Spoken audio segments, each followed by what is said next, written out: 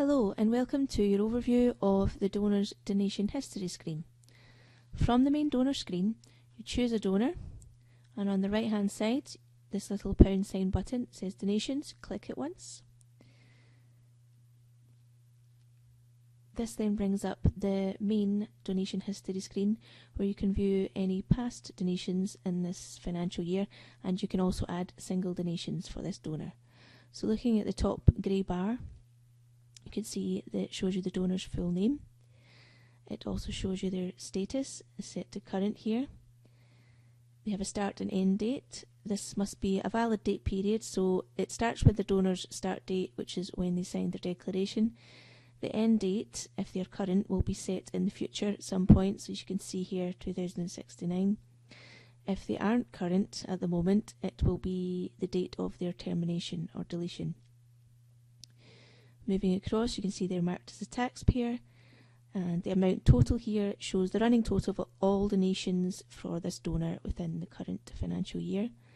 And lastly, we have a tax total at the end. Above this grey bar, you can see a little button bar. It's got a green and a blue button. The blue button is for printing the donations. So clicking this button once will print the donation history for this donor, as you can see it displayed here in this table.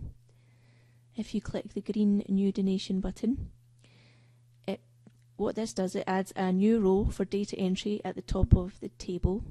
So this will allow you to add single donations through here, and it appears at the top of this table, so above any previously entered donations. So we'll click it once. You can see this row has now appeared. The date displaying is for the most recent Sunday of this week. So you can either backdate this or you can use this date that is set as a default. You can't obviously add any in the future. Moving across the table, you can see the amount field is 0, and you can add your amount in here. If they're a taxpayer, it will automatically add the tax in the next column. You can choose the fund by pulling down this control here, and you can also choose the method by pulling down this control. So we'll leave them set as the default for this one.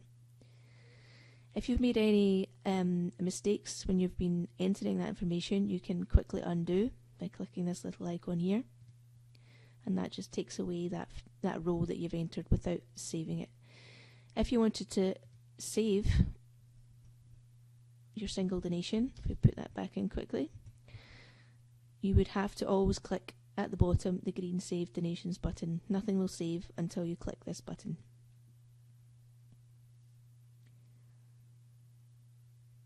So that's us saving it. Going back to look at Mrs. Brooke again,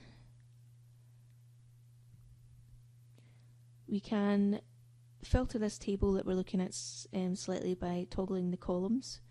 So if you wanted to produce a specific report and you wanted to hide columns, then you can do this by clicking these headers at the top. So take away the date and amount, and we can only now see fund, method, claim, and so on. And you can add them back in whichever way you want. So that's a way of producing different reports through that function there.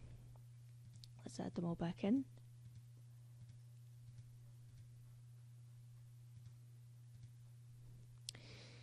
If you want to edit any of the donations, you would click this little icon here, Edit Donation. It looks like a little pencil. And here you can see that you can change the date. All the fields that you can edit become active. You can change the amount, you can change the fund, you can change the method. For this example, we'll change the method to check. And to save that change, you have to always go down and click your green Save Donations button.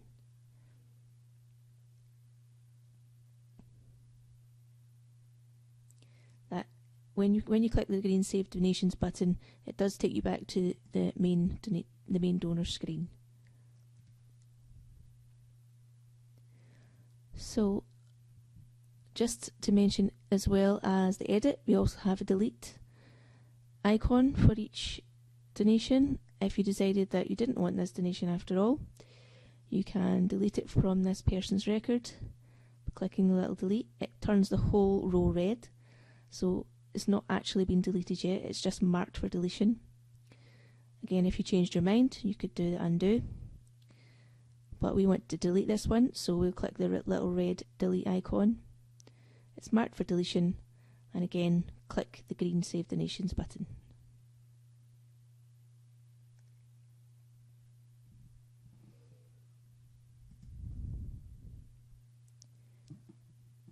Lastly, I just want to go back and look at this donor's donation history for the last time. Just to mention, if you see this icon, this means that a claim has already been processed, which includes this donation or this series of donations. And you can see here, if there is a claim which includes these donations, the claim number will appear in this column here, claim number, and also the claim date. If you decided that you want to counterclaim a donation, you click the little scales icon, and it would ask you then for a reason. So it could be that the donor is now a non-taxpayer. So we could select that as a reason, add counter donations, and you can see it just pops a row directly underneath the donation that you want to counterclaim. And you can undo it again by clicking this little back arrow.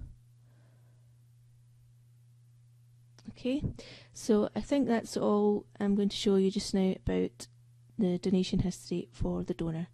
To go back at any time to the main donor screen, you can either click on the little breadcrumb menu here or click your back to list icon. Thank you for watching.